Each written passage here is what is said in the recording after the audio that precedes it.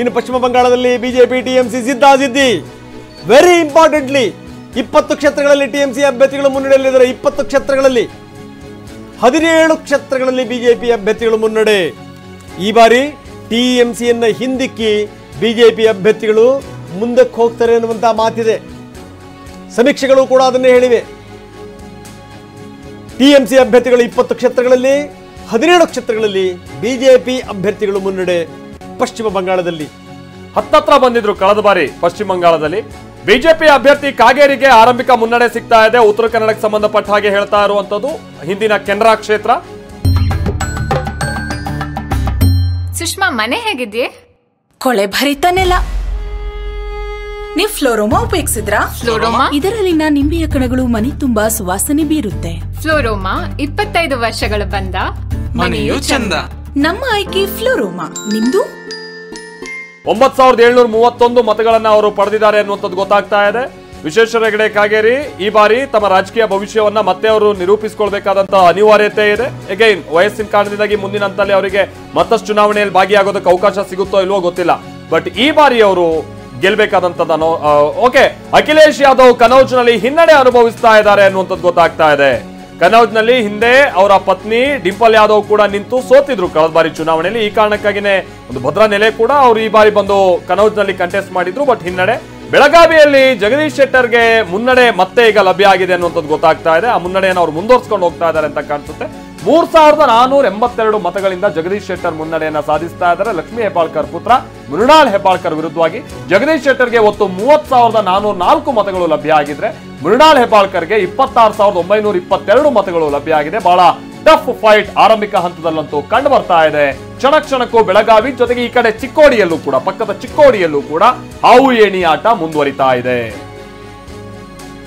Again ಚಿಕ್ಕಬಳ್ಳಾಪುರದಲ್ಲಿ BJP ಅಭ್ಯರ್ಥಿ ಸುಧಾಕರ್ಗೆ ಮುನ್ನಡೆ ಯಥಾವತ್ತಾಗಿ ಸಾಗ್ತಾ ಇದೆ. 4000 ಮತಗಳಿಂದ ಸುಧಾಕರ್ ಮುನ್ನಡೆಯನ್ನ ಸಾಧಿಸ್ತಾ ಇದ್ದಾರೆ ಅನ್ನುವಂಥದ್ದು ಗೊತ್ತಾಗ್ತಾ ಇದೆ.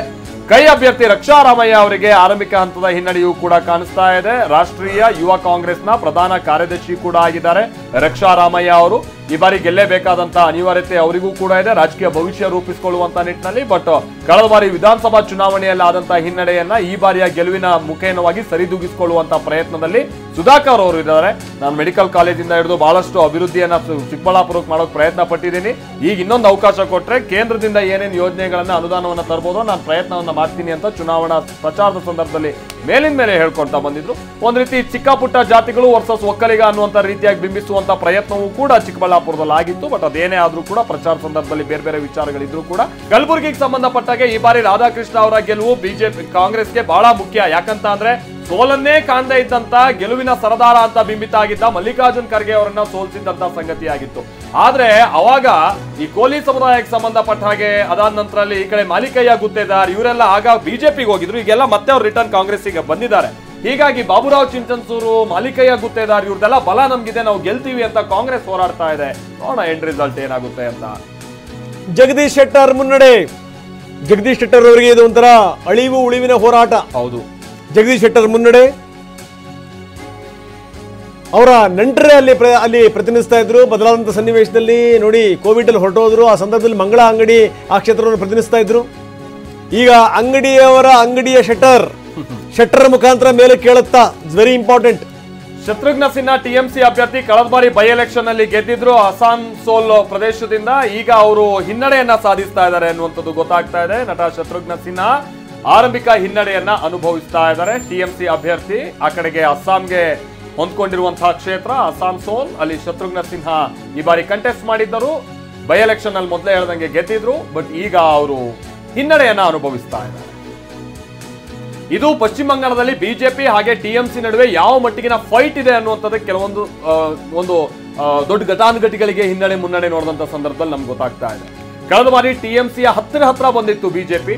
ಟಿಎಂಸಿ ಕಳೆದ ಬಾರಿ 42 ಕ್ಷೇತ್ರಗಳ ಪೈಕಿ 18 ಕ್ಷೇತ್ರಗಳಲ್ಲಿ ಗೆದ್ದಿದ್ರೆ 22 ಕ್ಷೇತ್ರಗಳಲ್ಲಿ ಗೆದ್ದಿದ್ರೆ 18 ಕ್ಷೇತ್ರ ಬಿಜೆಪಿ ಗೆದ್ದಿತ್ತು. ಬಟ್ ವಿಧಾನಸಭಾ ಚುನಾವಣೆಯಲ್ಲಿ ನಿರೀಕ್ಷೆಗೆ ತಕ್ಕಂತೆ ಪರ್ಫಾರ್ಮ್ ಮಾಡಕ್ಕಾಗಿರ್ಲಿಲ್ಲ. ಭಾರಿ ಹಿನ್ನಡೆ ಈಶ್ವರಪ್ಪನವರಿಗೆ ಬಹಳ ಹಿನ್ನಡೆ. ಮೂರನೇ ಸ್ಥಾನದಲ್ಲಿದ್ದಾರೆ ಈಶ್ವರಪ್ಪನವರು. ಅದಕ್ಕಿಂತ ಕಡಿಮೆ ಇದ್ರು ಆಶ್ಚರ್ಯ ಇಲ್ಲ. ಕೇವಲ 1277 ಮತಗಳು. 3ನೇ ಸ್ಥಾನಕ್ಕೆ ಕುಸಿದ ಪಕ್ಷೇತರ ಅಭ್ಯರ್ಥಿ ಈಶ್ವರಪ್ಪ. ಗೊತ್ತಿತ್ತು ಈಶ್ವರಪ್ಪನವರಿಗೆ ಅಷ್ಟು ಸುಲಭ ಅಲ್ಲ ಗೆಲುವು ಅಂತ. ಆದ್ರೆ ಎಲ್ಲೋ ಕಡೆ ಬಿಸಿ ಮುಟ್ಟಿಸಬೇಕು ಅನ್ನುವಂತ ಕಾರಣಕ್ಕೋಸ್ಕರ ಈಶ್ವರಪ್ಪ ನಿಂತಿದ್ರು. 1277 ಮತಗಳನ್ನು ಮಾತ್ರ ಪಡೆದಿದ್ದಾರೆ ಇಲ್ಲಿ ತನಕ ಈಶ್ವರಪ್ಪ.